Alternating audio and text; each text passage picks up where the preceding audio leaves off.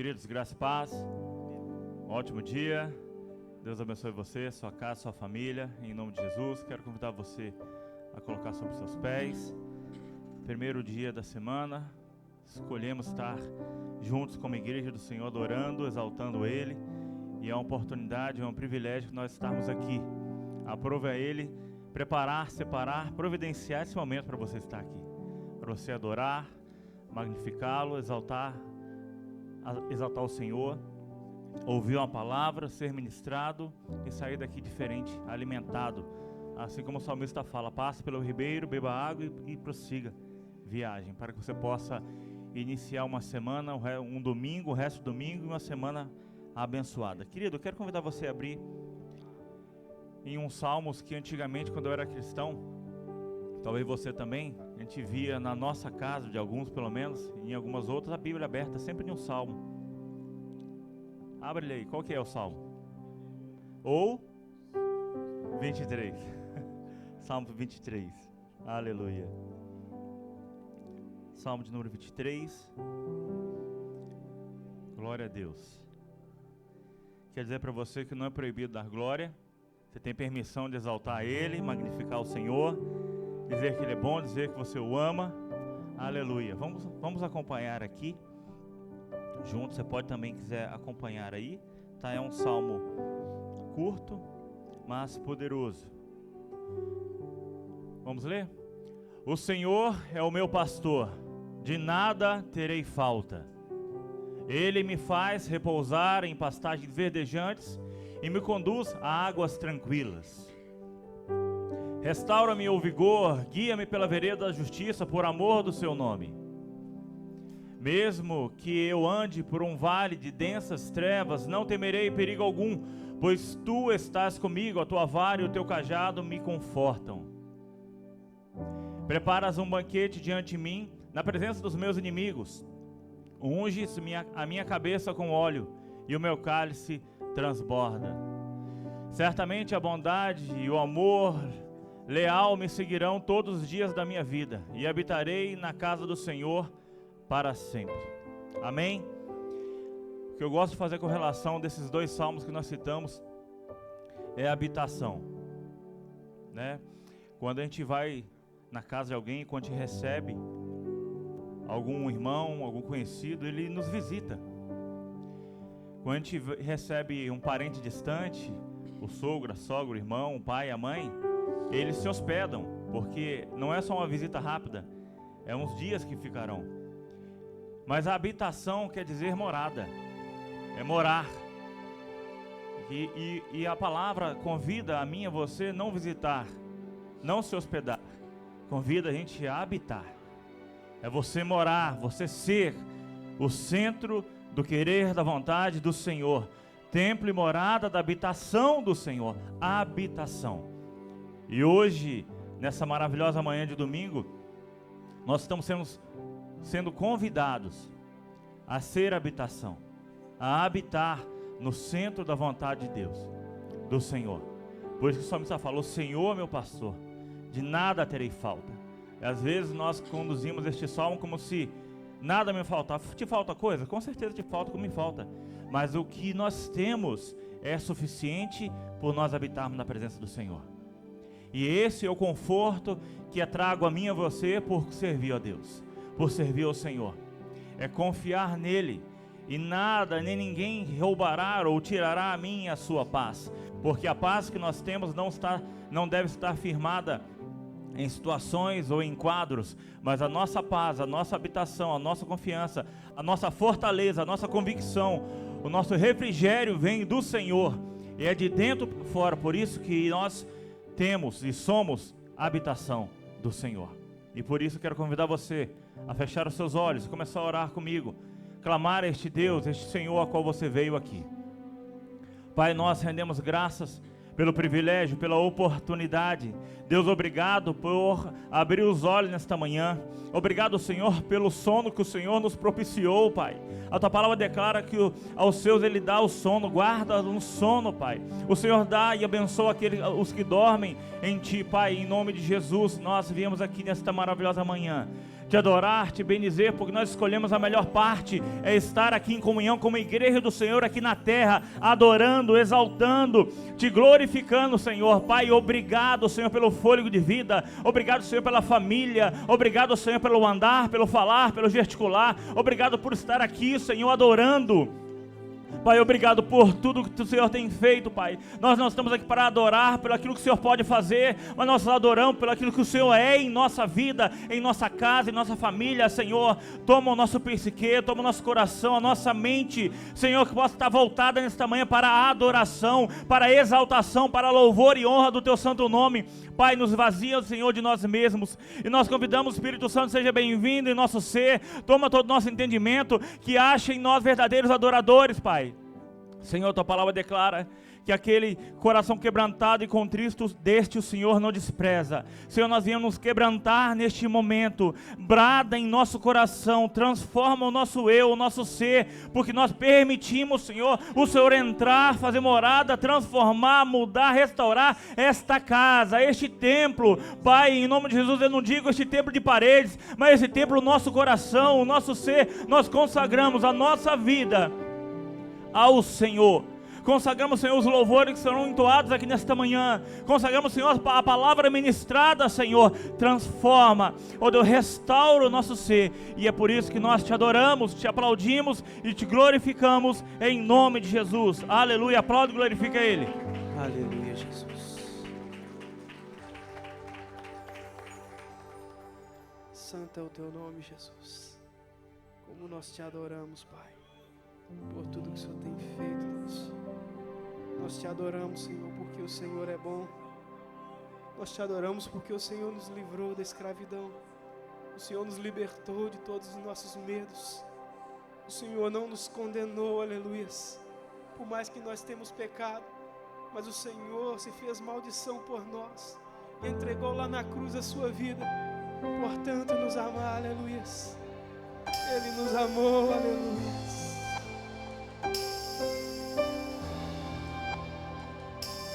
Me deparei com aquele mestre escrevendo, com o dedo no chão, enquanto os fariseus a lhes falar. A lei de Moisés me condenava por meus erros, mas nenhuma pedra ele pegou pra me apedrejar. Eu só tinha os meus pecados para oferecer, mas mesmo assim me amou, mas mesmo assim me amou. Com uma frase atira a pedra quem nunca pecou. Ele me perdoou, Ele me perdoou. Tua irresistível graça me alcançou. Quem é esse que era sem pecado e não me condenou? No lugar da morte, vida me ofertou. O cordeiro que por mim se entregou e os meus pecados levou.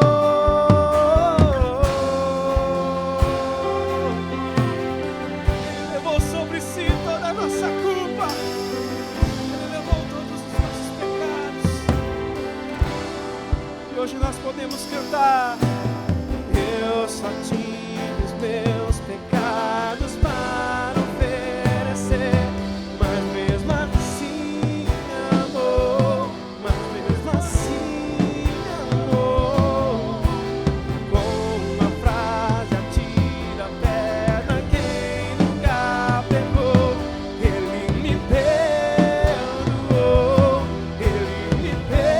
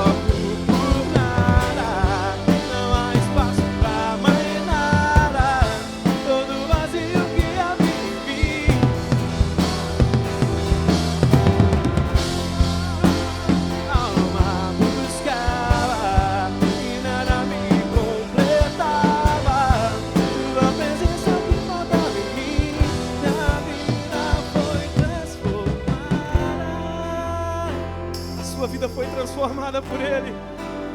A minha e a sua vida foi transformada por Ele. Nós fomos redimidos naquela cruz com tanto amor. Com tanto amor que entregou o seu único filho para morrer por mim e por você, aleluias. Não há tão grande amor como esse. Você foi perdoado, você foi perdoado. A sua casa foi perdoada. A sua família foi perdoada. Não importa o que o mundo diz, você foi perdoado. Quem muito foi perdoado, muito ama. Traga amor à sua vida hoje. Você foi perdoado. Santo, santo, santo. Diga, eu não te troco. Eu não te troco por nada. Não há espaço pra mais nada. Todo vazio que habita em mim hoje é tua morada. Minha alma buscava, nada me completava. Tua presença que voltava em mim, minha vida foi transformada. Eu não te troco por nada, não há espaço pra mais nada.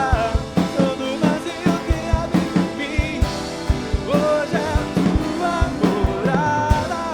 A minha alma buscava, nada me completava.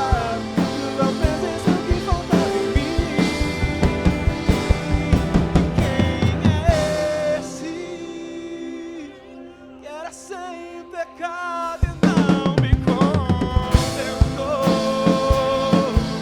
No lugar da morte, vida me ofertou. No cordeiro que por mim se entregou e os meus pecados levou. Quem é esse que era sem pecado e não me condenou? No lugar da morte, vida me ofertou. E o cordeiro que por mim se entregou e os meus pecados levou.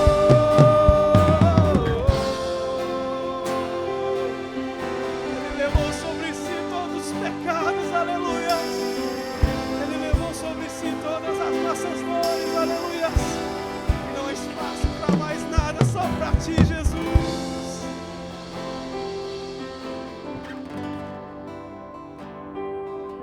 Graça e paz, povo de Deus, amém. Você pode dar uma glória a Deus, você pode dar um aleluia. Ah, Senhor, pode se assentar por gentileza, pode se assentar por gentileza. Gostaria de deixar uma palavra rápida ao seu coração. Quem puder, abra sua Bíblia comigo no Salmo 84. Salmo 84, nós vamos dizimar e ofertar ao Senhor. E eu gostaria de deixar uma mensagem no seu coração. Salmos número 84, ele vai dizer o seguinte.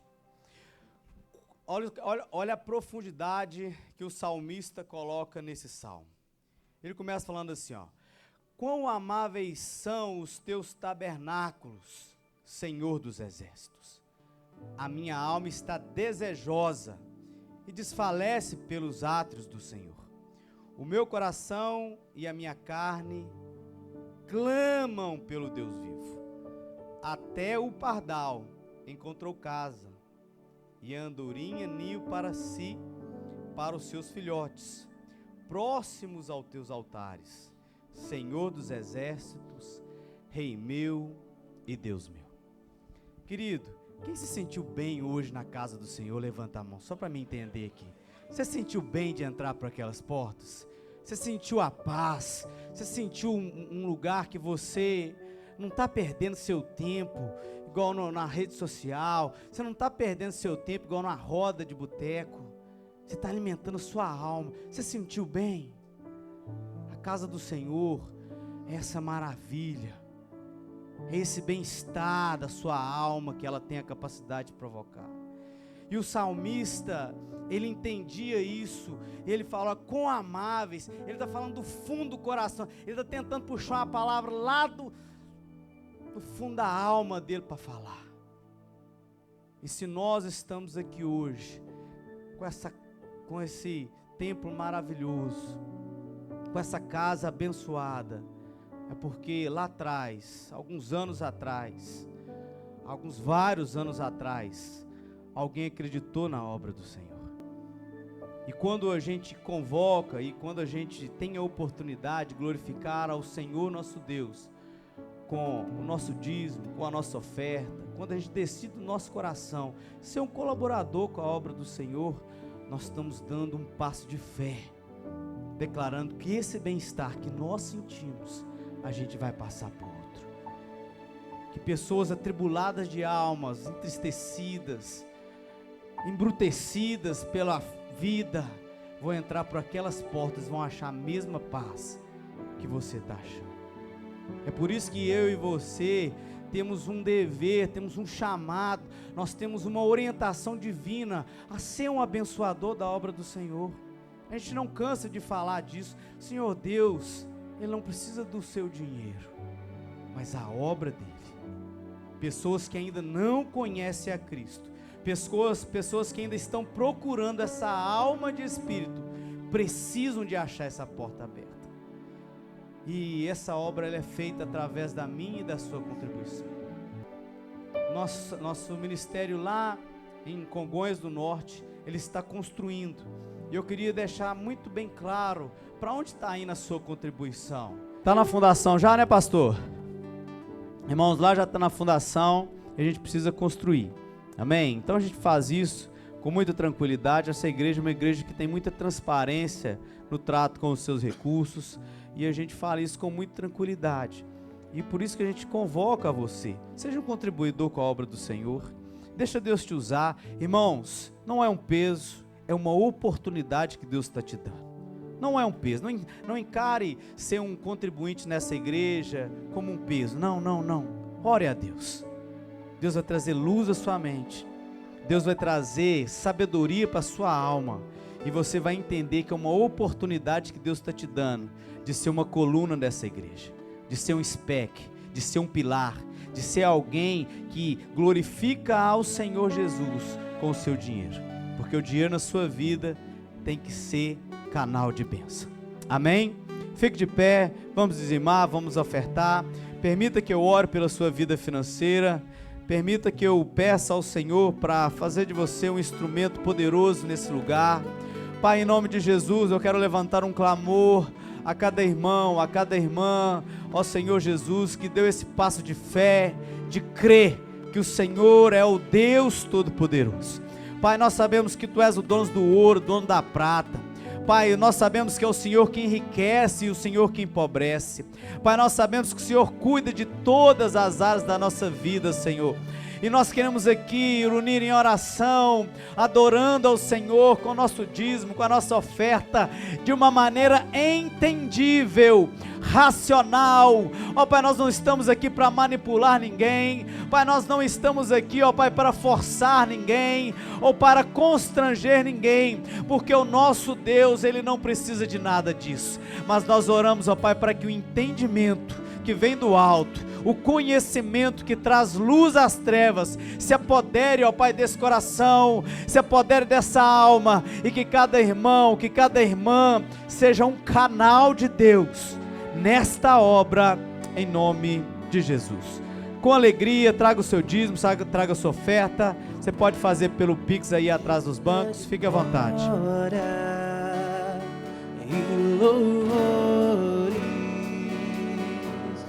Levantemos nossas mãos, te adoramos, ó Senhor, digna de glória e louvores.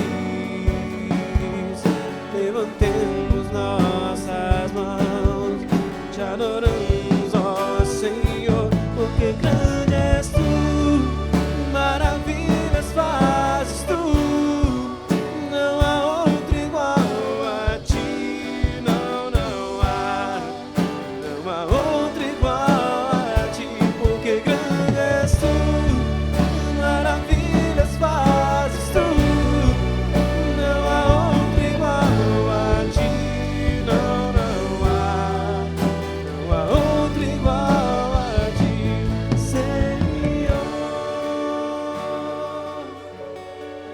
Aleluia. Glória a Deus. Irmãos, vamos receber com uma grande salva de palmas o pastor Túlio. Ele que, nosso pastorzão lá da congregação lá de Congonhas do Norte, vai trazer uma mensagem de esperança e fé ao seu coração. Eu gostaria de juntos orarmos por ele. Você me ajuda? Estenda suas mãos santas para cá, vamos abençoar a vida dele. Pai, em nome de Jesus, nós oramos pela vida do teu servo. Ó Pai, empreitamos sobre ele a bênção do Senhor. Ó Pai, nós oramos, ó Deus, para que ele seja um canal de Deus nesse lugar. Que ele seja um instrumento do Senhor, ó Pai, para tocar os nossos corações.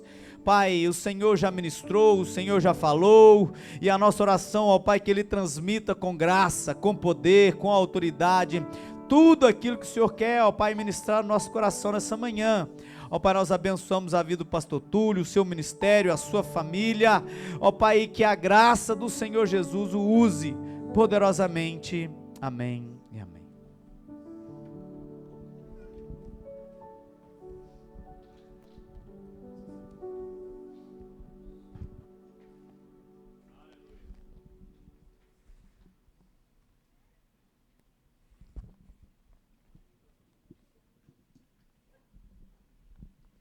Irmãos queridos, com alegria eu desejo saudá-los com a paz do Senhor Jesus.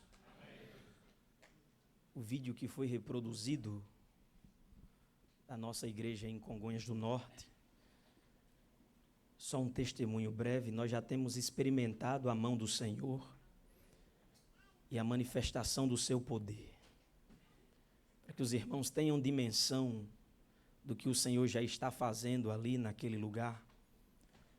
Todo o projeto arquitetônico nós recebemos como oferta. Eu não tenho dimensão do valor, quanto que é um projeto arquitetônico aqui na região. Mas, logicamente, é um valor bem considerável. E, graças a Deus, uma irmã lá do Rio Grande do Norte, amiga nossa, que nos acompanha durante já alguns anos no ministério, pois essa já é a 4ª igreja que nós já vamos reformando, construindo, e ela sempre nos acompanha, e mais uma vez eu apresentei para ela o projeto, e ela abençoou a igreja com esse projeto arquitetônico. É a mão do Senhor que está sobre nós, amém? Glória a Deus. Então os irmãos contribuam, ofertem, quando o pastor Wanderson falar a respeito daquela construção, que vocês possam estar juntos conosco, em oração, em contribuição, pois o nome do Senhor é glorificado através dessa nossa ação. Amém, irmãos? Abra sua Bíblia comigo na carta do apóstolo Paulo, primeira epístola de Paulo à igreja em Tessalônica. Primeira epístola de Paulo aos Tessalonicenses. Capítulo 4, versículo 13.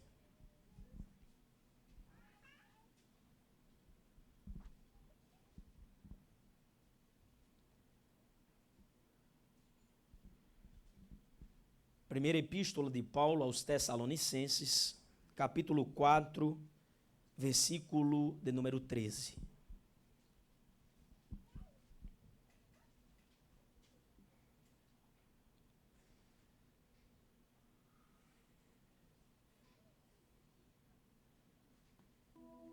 Quem achou o texto diz amém. Quem não achou, aí o irmão já projetou, né? Os irmãos não vêm para EBD, irmão, ler Bíblia.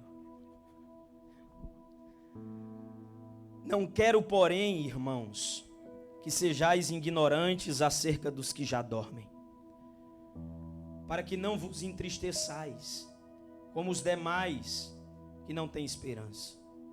Porque se cremos que Jesus morreu e ressuscitou, assim também aos que em Jesus dormem, Deus os tornará a trazer com ele. Dizemo-vos, pois, isto pela palavra do Senhor, que nós, os que ficarmos vivos para a vinda do Senhor, não precederemos os que dormem, porque o mesmo Senhor descerá do céu com alarido, e com voz de arcanjo, e com a trombeta de Deus, e os que morreram em Cristo ressuscitarão primeiro. Depois nós, os que ficarmos vivos, seremos arrebatados juntamente com eles nas nuvens, a encontrar o Senhor nos ares, e assim estaremos sempre com o Senhor. A recomendação prática do apóstolo, versículo 18. Portanto, consolai-vos uns aos outros com estas palavras. Quem pode dizer amém? Pai, nós te agradecemos, te glorificamos, Senhor, pela tua revelação especial que é a tua palavra. Que o Senhor aplique ela nos nossos corações e que a preciosa semente que é a tua palavra encontre, Deus, terra boa para ser semeada e produza frutos dignos de arrependimento. Nós te glorificamos, ó Senhor, por toda essa bênção, em nome de Jesus. Amém. Queridos, o apóstolo Paulo chegou à cidade de Tessalônica na sua segunda viagem missionária, de acordo com Atos, capítulo de número 17. E ele passa um período curto naquela cidade, pois o texto de Atos nos diz que ele passa aproximadamente 3 sábados pregando, anunciando o evangelho ali naquela região. Para que os irmãos tenham uma ideia, Tessalônica era a capital da Macedônia. Era uma importante cidade naquela região, de aproximadamente cerca de 200.000 habitantes. O apóstolo Paulo sempre teve estratégias missionárias bem claras e bem fundamentadas de anunciar o evangelho em cidades populosas, porque a partir dali pessoas de cidades menores, logicamente, transmitiriam e levariam a mensagem nas demais cidades e regiões.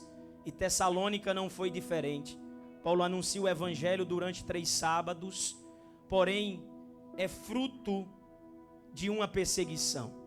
Alguns judeus ali começam a implicar com relação ao ministério do apóstolo Paulo e a mensagem que Paulo estava conduzindo, transmitindo.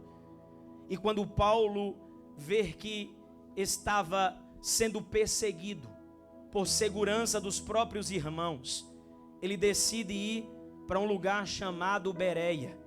E é lá em Bereia que Paulo começa a anunciar, começa a pregar. Para que os irmãos tenham uma ideia, os bereanos, eles conferiam tudo quanto Paulo pregava, anunciava. O texto era completamente avaliado por eles.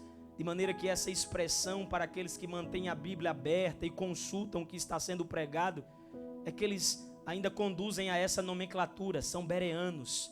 São pessoas que consultam aquilo que está sendo anunciado e pregado. E Paulo foi a Bereia. E é interessante que em Tessalônica, Paulo estava junto de 2 companheiros de ministério, Silvano, que nós também o conhecemos por Silas, e Timóteo. E eles 3 estão nessa empleitada missionária. Eles vão para Bereia.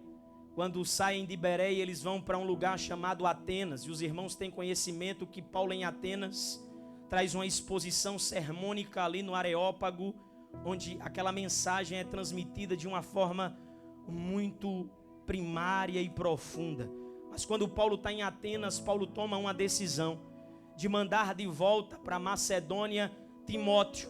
Timóteo especificamente vai voltar a Tessalônica para cuidar daquela igreja, para cuidar daqueles irmãos durante algum tempo e ver como aqueles irmãos se encontravam. Alguns acreditam que Silas também vai ser direcionado à cidade de Filipos. Porém, quando Paulo sai de Atenas, Paulo vai para a cidade de Corinto. E quando Paulo chega na cidade de Corinto, Timóteo vem voltando de Tessalônica. E quando Timóteo volta de Tessalônica, Timóteo vai trazer um relatório para apresentar ao apóstolo Paulo a respeito da igreja que se encontrava em Tessalônica. E é com base no relatório que Timóteo traz para o apóstolo Paulo que Paulo vai compor essa carta a partir da cidade de Corinto. É interessante que a cidade de Tessalônica foi uma cidade que assimilou rapidamente a mensagem do apóstolo, porque 3 sábados alguém fundaram a igreja, e aquela igreja fica bem solidificada, porque quando Timóteo traz o relatório, Timóteo vai mostrar para o apóstolo Paulo que aquela igreja estar nutrindo os 3 pontos cardeais da fé de uma forma muito contundente.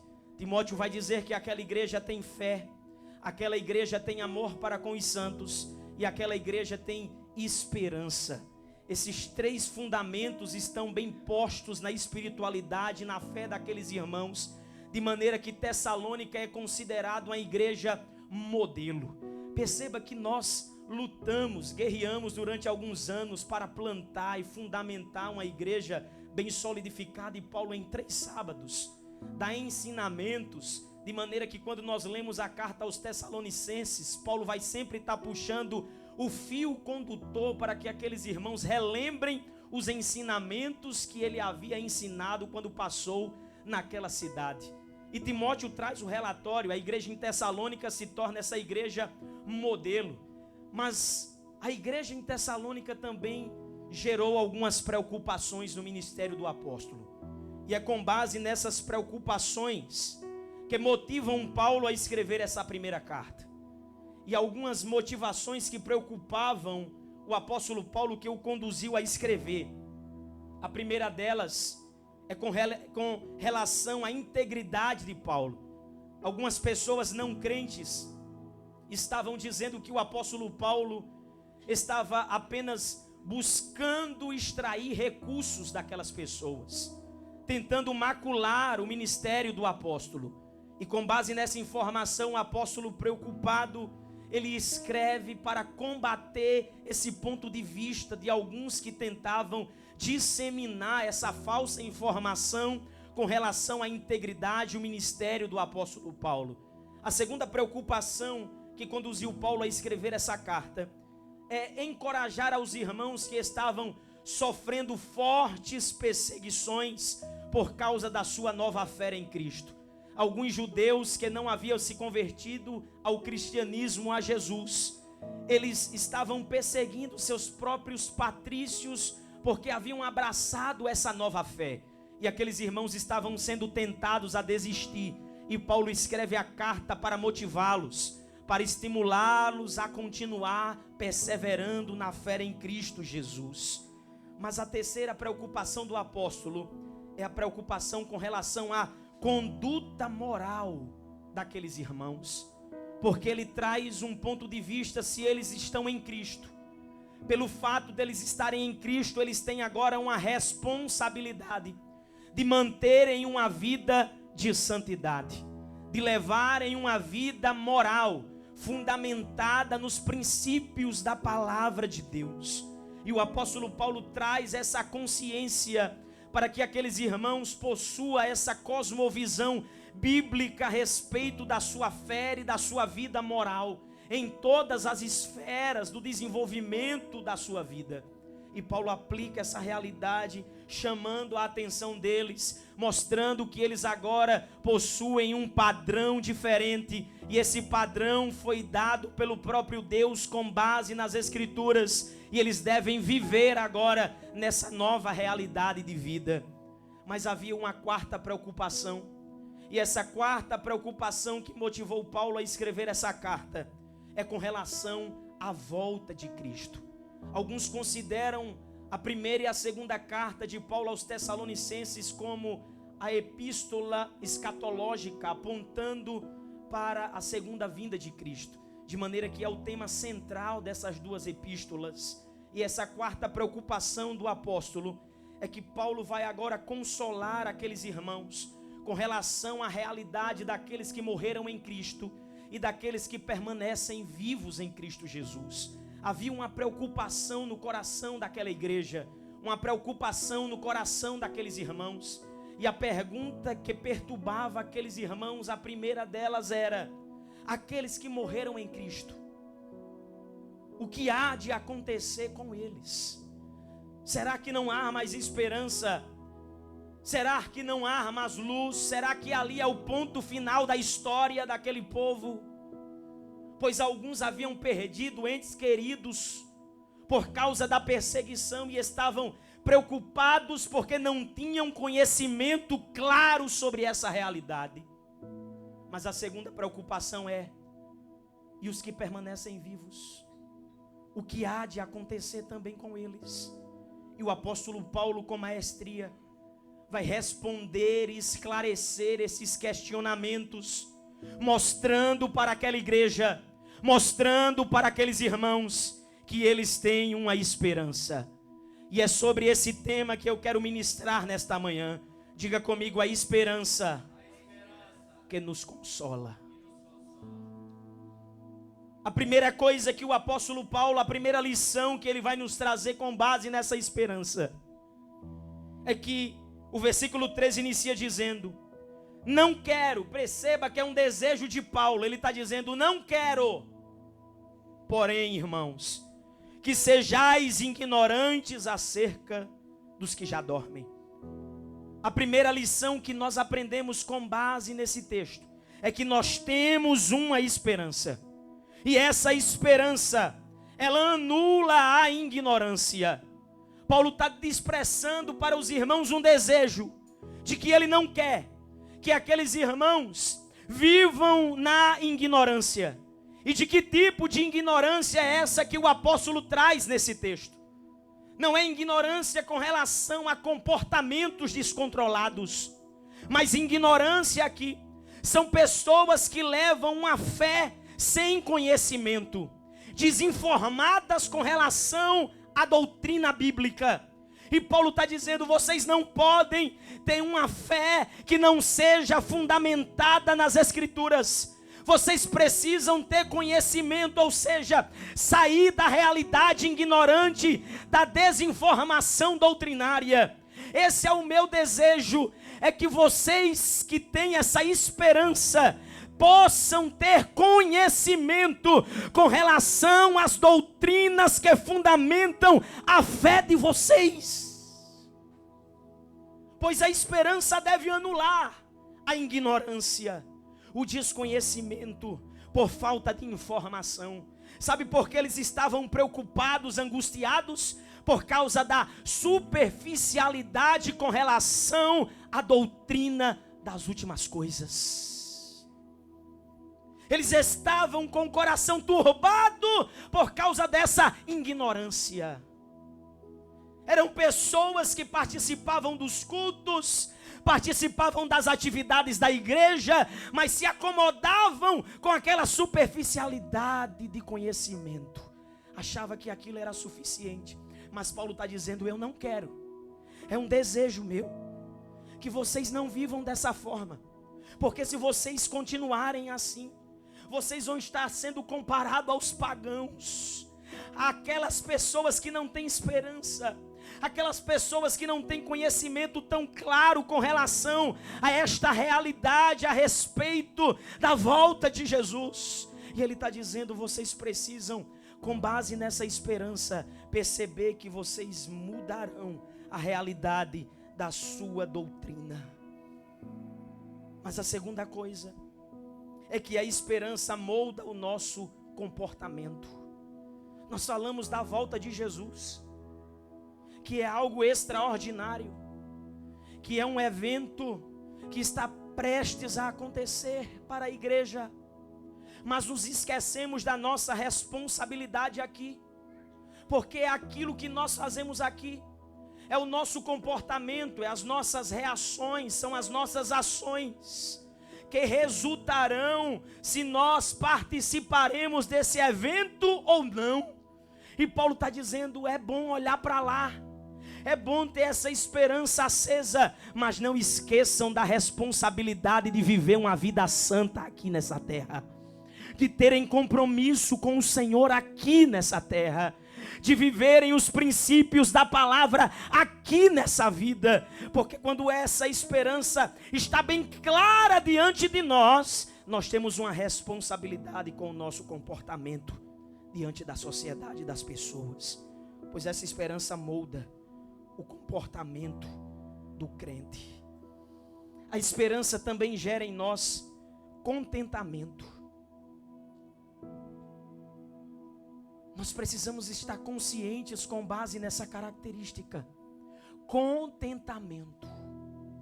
São pessoas que, quando enxergam a realidade celestial, ela se alegra. Irmãos, vocês já viram pessoas que elas falam com mais alegria do seu passado do que o seu presente em Cristo. Elas enchem o pulmão e puxam do diafragma o que era antes e o que fazia com tanta alegria. E quando fala da sua realidade agora em Cristo, fala com a tristeza, fala de cabisbaixo. Mas isso deveria ser contrário. O nosso passado nós deveríamos falar dele com tristeza, com desânimo. E a nossa realidade em Cristo, por olharmos as coisas celestiais que foram geradas em nós, deve encher a nossa vida de alegria, porque nós estávamos prestes a sermos condenados, mas Ele mudou a nossa história, e isso deve gerar em nós contentamento. Você é contente por olhar para as coisas celestiais e perceber quão maravilhosa graça você recebeu da parte do Senhor. Eu quero convidar você nessa manhã a refletir sobre isso. O que Ele te deu espiritualmente já é suficiente para você se alegrar nesta manhã. A segunda lição que nós aprendemos é com relação à causa desta esperança. Porque há essa esperança. Mas qual é a causa? E o versículo de número 14 diz, por quê? Perceba que ele vai explicar. O versículo 14 começa com uma conjunção explicativa. Por quê? Se cremos que Jesus morreu e ressuscitou, perceba que ele vai utilizar-se aqui agora de recursos cristológicos, fazendo uma referência com base na morte e ressurreição de Jesus. E é com base na morte e ressurreição de Jesus que essa esperança tem a condição de continuar viva. Que essa esperança está bem fundamentada historicamente e nos dá essa base de mantermos vivas essa chama em nosso coração. E ele diz, porque se cremos que Jesus morreu e ressuscitou, assim também aos que em Jesus, atentem-se para essa expressão, em é uma preposição locativa que traz uma ideia de lugar. Ele está dizendo, vocês agora estão em um novo lugar, e não é um lugar com relação à ambiência, mas é uma pessoa, e essa pessoa é Jesus. É Ele que nos traz essa nova realidade para a vida. É Ele que nos dá essa esperança. É por causa da sua morte, é por causa da sua ressurreição, e é por causa que nós agora estamos nele, que nós temos essa esperança viva em nós. Em Jesus. Em Jesus. Assim também aos que em Jesus dormem, Deus os tornará a trazer com Ele. Versículo 15 diz-vos, pois isto, pela palavra do Senhor, que nós, perceba que Paulo vai se incluir na realidade daquilo que ele está falando. E eu digo a você, se Paulo naquele tempo já estava com essa esperança acesa de que a qualquer momento Jesus voltaria, imagina como deveria estar o nosso coração hoje.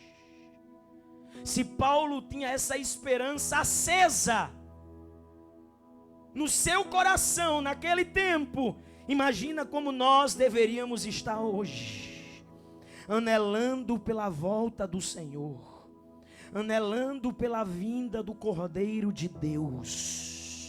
Ele está dizendo que vai acontecer com aqueles que morreram em Cristo, que Deus vai os tornar a trazer juntamente com Ele.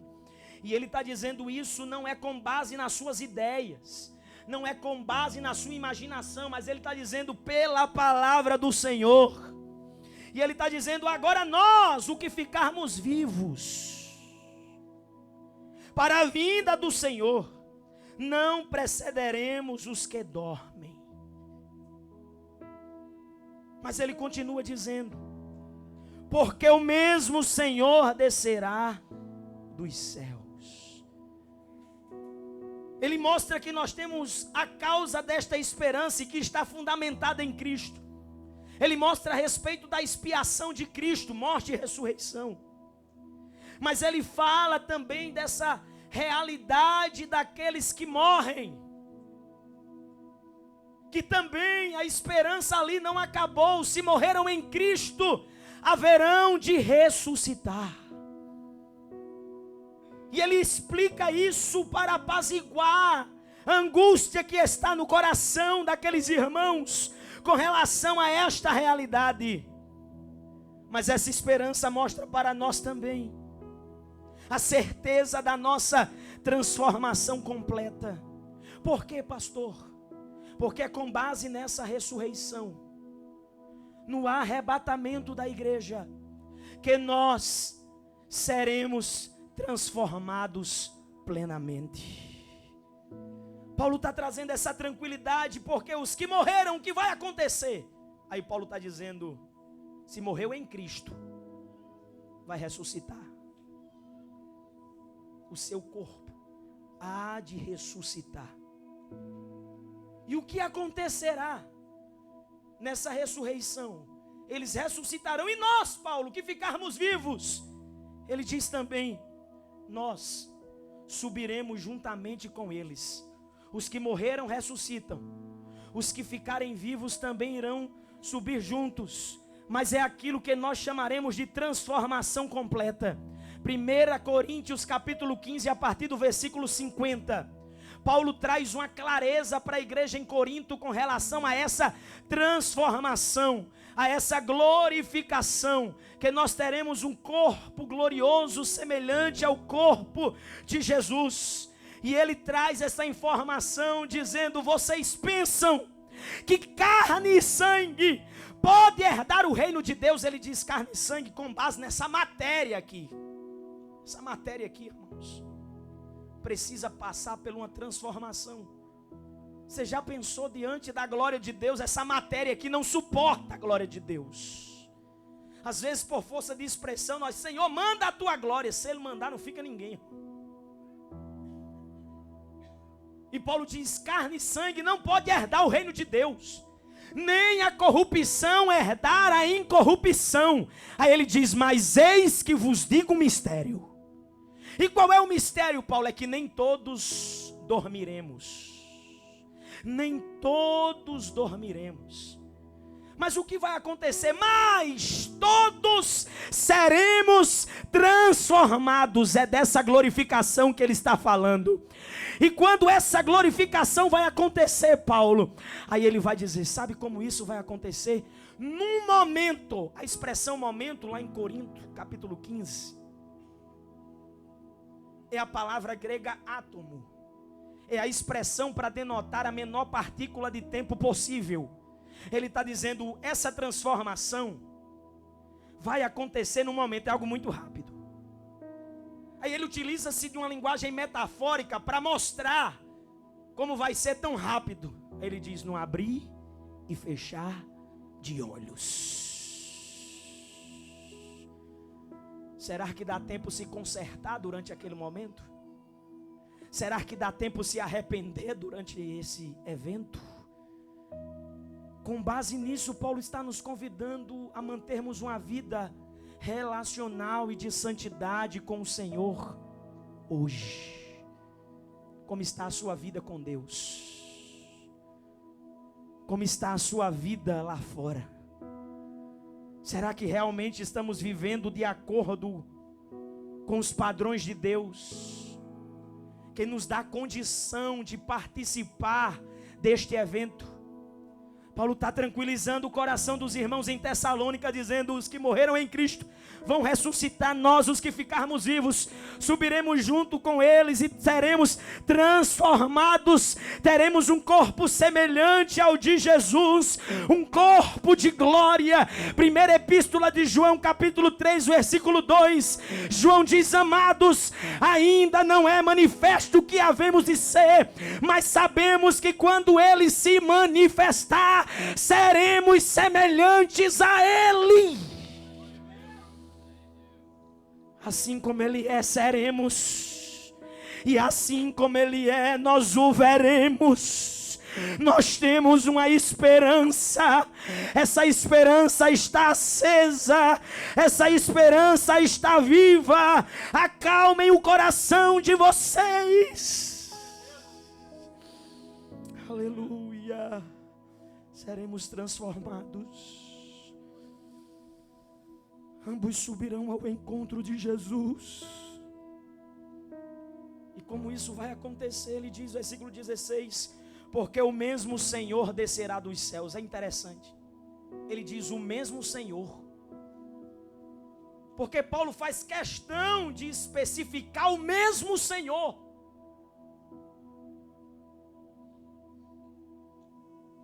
Mostrando que já havia uma base de conhecimento, ainda que superficial. Lembra lá de Atos capítulo 1. Quando Jesus é assunto aos céus. E os discípulos e aqueles que ali estavam ficaram olhando Jesus ascender aos céus. Quando eles recebem uma mensagem, varões galileus, esse mesmo Senhor que vocês estão vendo subir, Ele há de voltar, Ele há de voltar. E Paulo está dizendo à igreja em Tessalônica: é o mesmo, é o mesmo, é o mesmo que veio, se encarnou, exerceu 3 anos de ministério, capacitou 12 homens improváveis, morreu, ao 3º dia ressuscitou, passou um período dando ensinamentos pós-ressurreição, subiu aos céus. É o mesmo Senhor que há de voltar, é o mesmo que há de vir, é o mesmo Senhor, é o mesmo Senhor.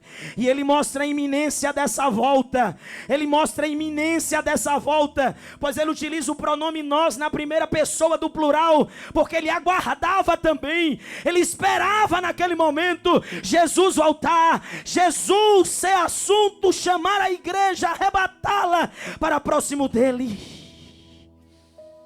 A iminência dessa volta é algo muito rápido. Mas a terceira lição é que essa esperança nos dá a certeza do nosso destino final. Mostra que nós temos um destino final. Nós temos um lugar pelo qual nós iremos passar a eternidade. E algumas pessoas costumam se fixar em expressões mundanas, que foram criadas com base em realidades humanas, para alegrar o seu coração. Alguns dizem: morreu, acabou. Morreu, não tem mais jeito. Aproveite a vida aqui. Mas o aproveitar a vida aqui é levar uma vida imoral, leviana, sem Cristo, satisfazendo prazeres carnais, consumindo tudo aquilo que deplora cada vez mais a humanidade. Então, quando eles dizem aproveite a vida, é com esse plano de fundo, de prazer humano, de satisfazer as nossas vontades caídas. Mas o nosso prazer deve estar nas coisas do Senhor. A nossa alegria deve estar no Senhor, deve estar nele, porque nós temos um destino pós a morte, onde você vai passar a eternidade.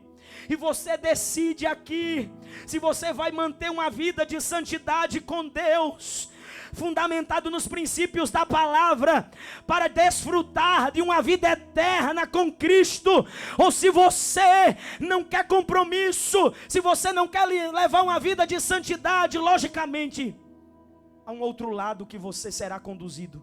E Jesus explica muito bem isso. Há 2 caminhos, tem um estreito e tem um largo. Ele diz: são muitos os que entram e que andam por esse caminho largo, que conduz à perdição eterna. São escolhas que nós aqui temos a possibilidade de fazer, e é com base nessas escolhas que a nossa eternidade será definida, se estaremos com Ele para sempre, ou se estaremos afastados dEle eternamente. Paulo está trazendo essa consciência para os irmãos, que eles precisavam manter uma vida santa, nos dar a certeza do nosso destino final, o arrebatamento da igreja, esse raptar, esse tomar, E isso está próximo de acontecer. Esse mundo não cabe mais a igreja. Esse mundo não cabe mais nós. A corrupção cresce e aumenta, o pecado se prolifera, a iniquidade cada vez mais está patente diante dos nossos olhos. O temor ao Senhor foi perdido, a comunhão com o Senhor já é esquecida. As pessoas vivem uma vida de superficialidade, e tudo isso apontam de que Jesus está voltando para buscar a sua igreja, para buscar o seu povo. Essa realidade humana superficial, estereótipa, mostram que Jesus está voltando cada vez mais. Ele vai arrebatar a sua igreja. Jesus voltará. Porém, o arrebatamento é um evento que só salvos participam. Só salvos estarão dentro dessa realidade. Será que eu me enquadro nesse padrão de Deus? Será que eu estou apto a ser transformado plenamente, a ter um corpo semelhante ao de Cristo, para estar eternamente com Ele? Não só isso. Quais são os resultados desse arrebatamento? Primeiro, ressurreição dos mortos. Lembra de Lucas 16? Os que morrem em Cristo. Lembram do rico? Sheol ou Hades.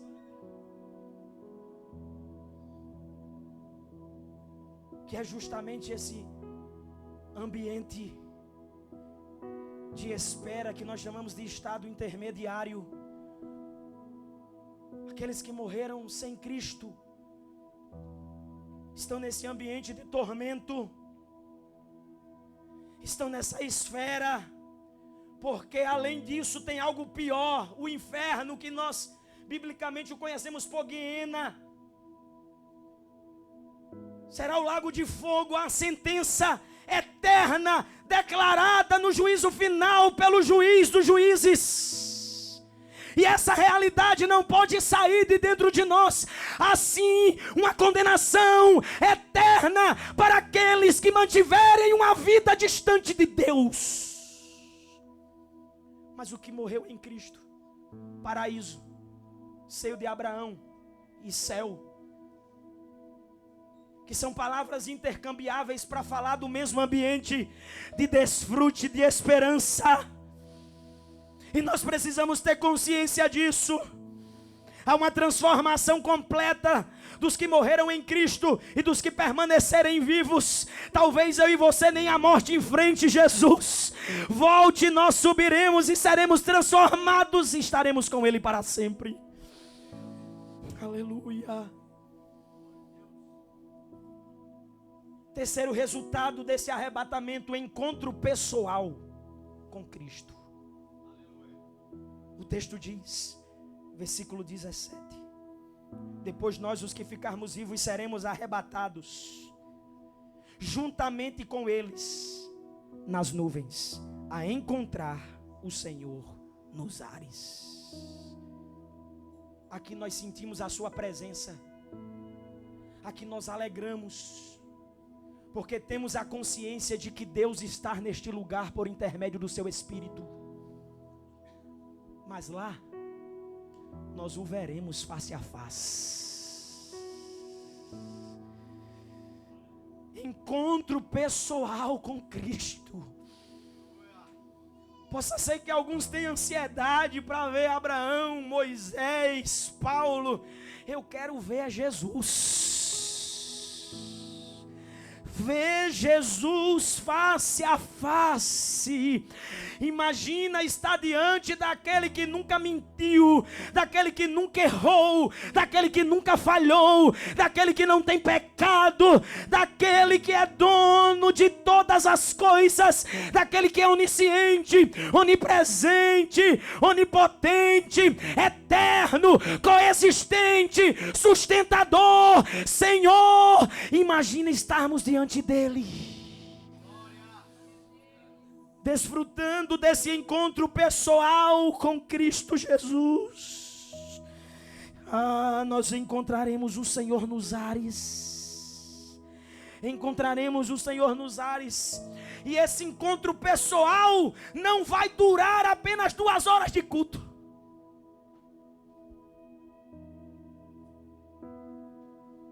Porque algumas pessoas pautam seu relacionamento com Deus apenas nos cultos.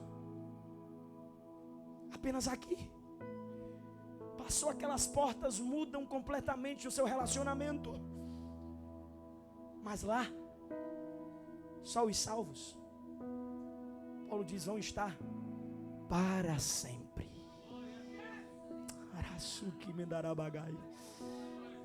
Não é 1 hora, não é 2 horas, não é apenas domingo de manhã ou domingo à noite, não é apenas a quarta da bênção, a quarta da vitória. Não é apenas um ensaio, uma programação de culto. É para sempre. Não há dia, não há hora, não há mais tempo. Nós seremos salvos de uma vez por todas da presença do pecado. Não haverá mais tentação sobre a nossa vida. Não haverá mais lágrima, mais morte, nem choro. Nós estaremos para sempre com o Senhor. Você tem essa esperança essa noite?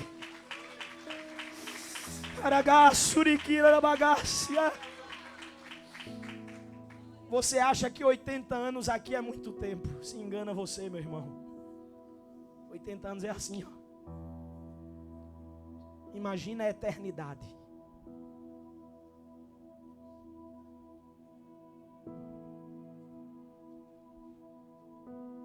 Onde você vai passar a eternidade.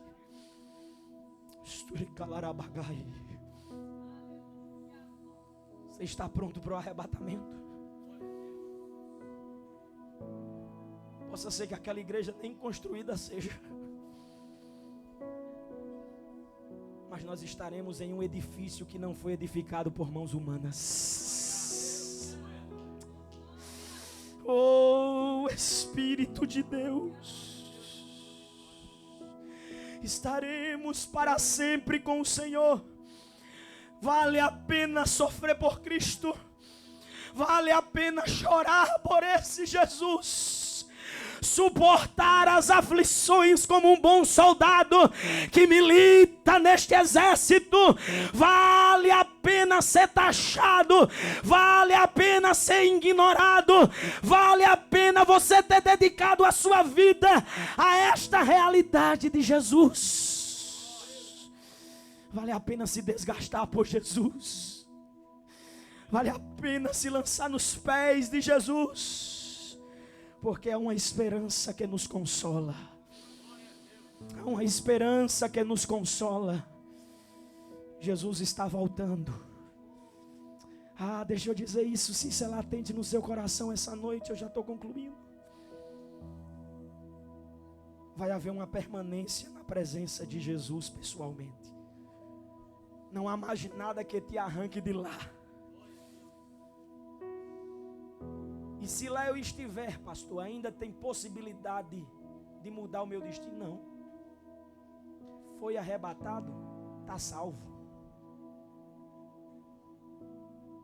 Foi se achado em condições para participar desse momento.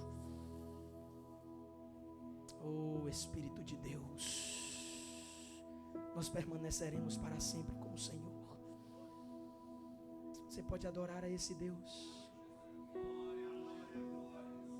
Você pode fechar os seus olhos aí por alguns segundos. E pela fé tentar contemplar a glória de Deus. João vai descrever a Nova Jerusalém. E quando João descreve a Nova Jerusalém, a cidade onde nós iremos habitar depois do milênio,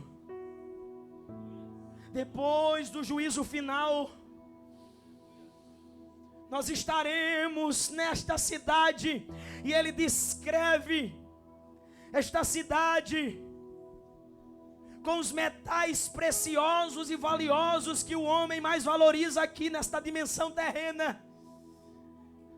Ele diz que os muros são de jaspes, as ruas são de ouro e de cristais, a cidade é de ouro puro. Há um rio nesta cidade. No meio da cidade tem uma praça, onde no meio dessa cidade também encontra-se uma árvore. E essa árvore dá 12 frutos. E esses frutos são para a cura das nações. E João descrevendo, porque ele começa a ter a visão dessa cidade, e ele percebe que essa cidade não tem luz de LED, não tem as iluminações tecnológicas mais sofisticadas possíveis para produzir iluminação, luz elétrica, seja ela eólica, seja ela solar, seja ela hídrica, seja qual for a instância que alimente essa iluminação. E João percebe que na cidade não tem. E ele disse: aonde vem a luz? O que iluminará aquela cidade?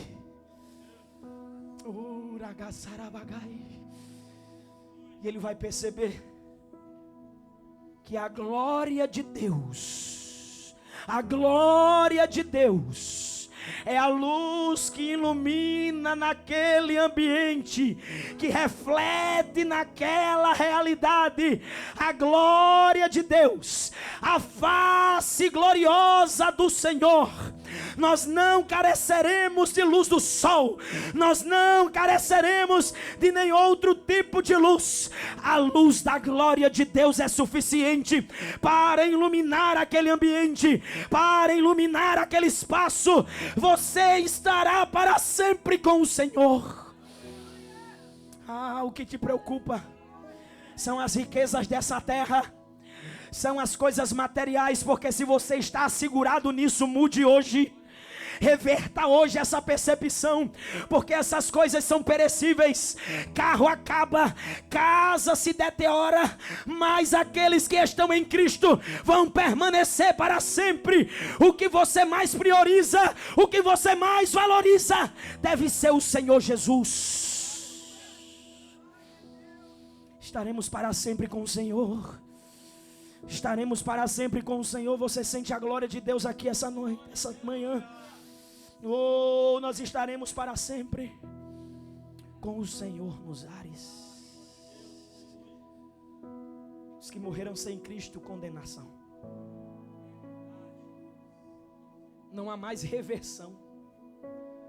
Lembra que o rico clama para que anuncie aos seus familiares que mudassem a conduta, mudassem o posicionamento e crescem em Cristo para mudar o seu destino eterno. Mas nós que estamos em Cristo temos uma esperança que consola.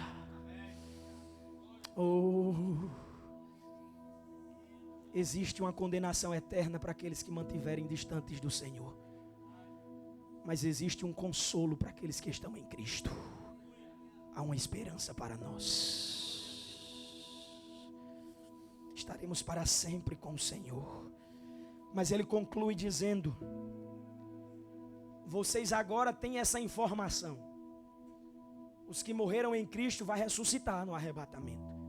E os que ficarem vivos e não morrerem, porque ele utiliza-se dessa expressão dormiu aqui no texto, para suavizar. É uma figura de linguagem que na língua portuguesa nós chamamos de eufemismo, mas literalmente morreram. Mas os que ficaram vivos também serão transformados, subirão ao encontro do Senhor, estarão para sempre com Ele.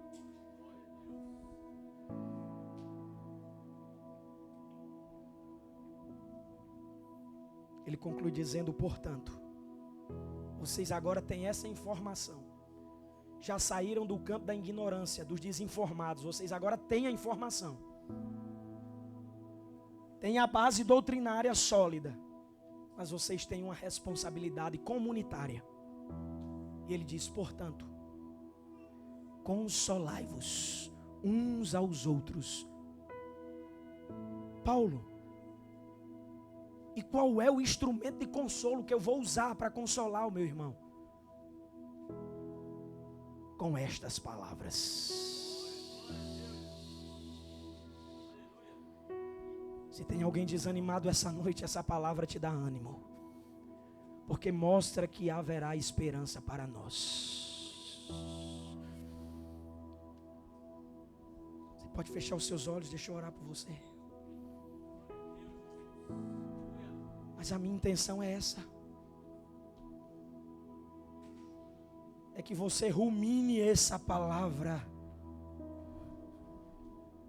porque nós temos uma facilidade de esquecermos. É por isso que Paulo disse: eu não me canso de vos falar as mesmas coisas, porque nós facilmente esquecemos dessa esperança que anima o nosso coração, de que nós estamos aqui não é apenas por ser religiosos, mas nós estamos aqui por causa de Jesus, e Ele é a nossa esperança viva. Oh Espírito de Deus, você é um participante desse momento. Oh, vale a pena. Se você estava pensando em desistir, se você estava desanimado, desanimada, pensando que não havia esperança, porque alguns dizem a esperança é a última que morre, a nossa não, a nossa esperança está viva, é Jesus, Ele continua o mesmo, Ele é imutável, Ele é Senhor, e essa manhã você tem a oportunidade de se relacionar e de declarar publicamente mais uma vez, e de colocar o teu coração nele. Oh Espírito de Deus, Espírito de Deus, ore. Eu quero te conduzir pessoalmente, você aí, a orar, a deslumbrar esse momento com os céus. Oh.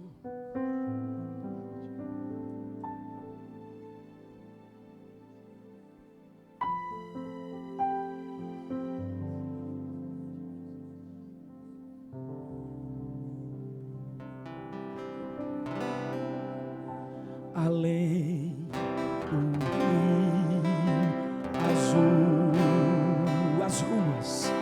as ruas são de ouro e de cristais. Ali tudo é vida, ali tudo é paz, morte e choro, nunca mais, tristeza e dor, tristeza. Além do rio azul, diga. Além do rio azul, as ruas são de ouro e de cristais. Ali tudo é vida, ali tudo é vida, ali tudo é paz, morte e choro. Tristeza e dor, tristeza e dor. Você pode ficar em pé louvando a Ele. Verei o grande rio da vida, claro como um cristal. Verei a face do meu mestre querido. Não haverá mais noite ali, não haverá. Só quem tem a esperança que consola, adora o Cordeiro de Deus nessa manhã. Declare: há uma esperança, há uma esperança. Seu corpo enfim não haverá mais noite ali.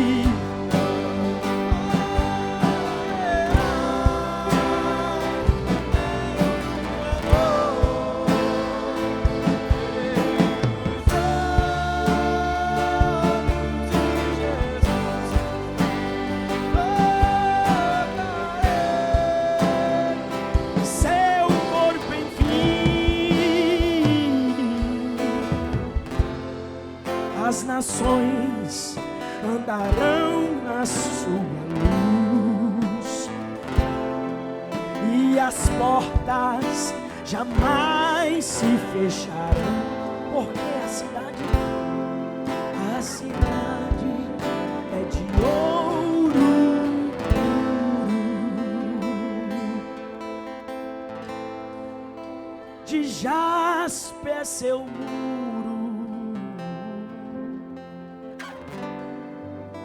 além do rio azul.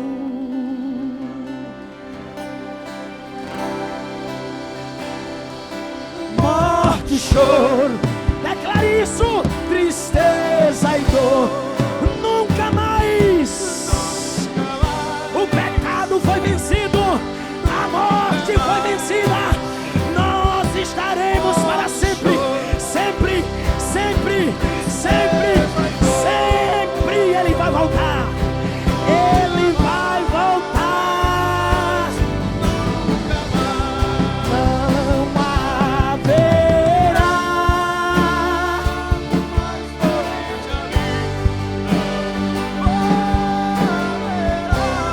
Ele vem.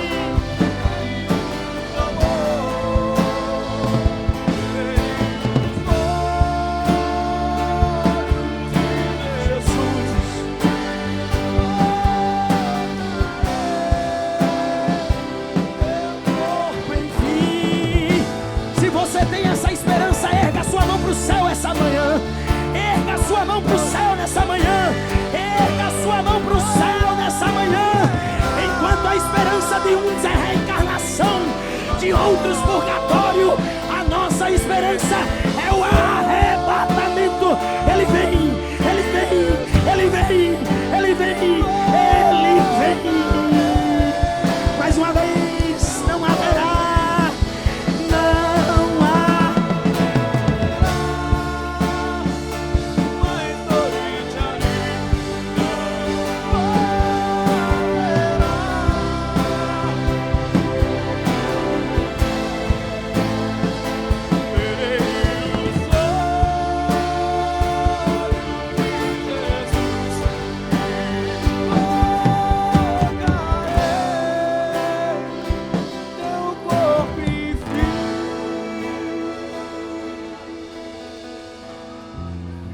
Aleluias, aleluias. Se for para o Senhor é mais forte. É mais forte. Glória ao Cordeiro de Deus. Aleluias. Poder sentar, meus irmãos. Primeiramente eu quero agradecer a Deus por essa palavra, por este culto maravilhoso. Que o Senhor continue renovando, né? As nossas forças, nossas esperanças, os nossos sonhos. Agora chegou o momento mais lindo, um sonho de 10 anos. Quando eu fiz a PEC, mais de 10 anos, quando eu fiz a PEC, o tio Uli, ele vinha do Paraná para dar aula na PEC. E o meu sonho é que esse homem viesse aqui. O ministério dele com adolescente, com os pais e com crianças, gente, é tremendo. Um grande empresário que largou tudo para servir a Jesus. Então, um sonho, sempre, né, orando, conversando lá com o pastor Wilson da PEC. Eu disse, Miriam, ele não está aqui, ele estava mexendo com outras coisas. E eu pedi a minha amiga Cássia, e ela achou ele para mim. E ele vai estar aqui sábado, às 14 horas, com as crianças, tá? Às 16 horas. Que horas? Com os pais. Ele tem uma palavra linda para você, pai e mãe. Ele quer ver essa igreja cheia de pais comprometidos, pais que amam o Senhor, que amam os seus filhos. Como ele colocou aqui, né? O tema dele, que às vezes, né, a professora chama você na sala de aula, seu filho, você não está tendo paciência com ele em casa, ele vai falar sobre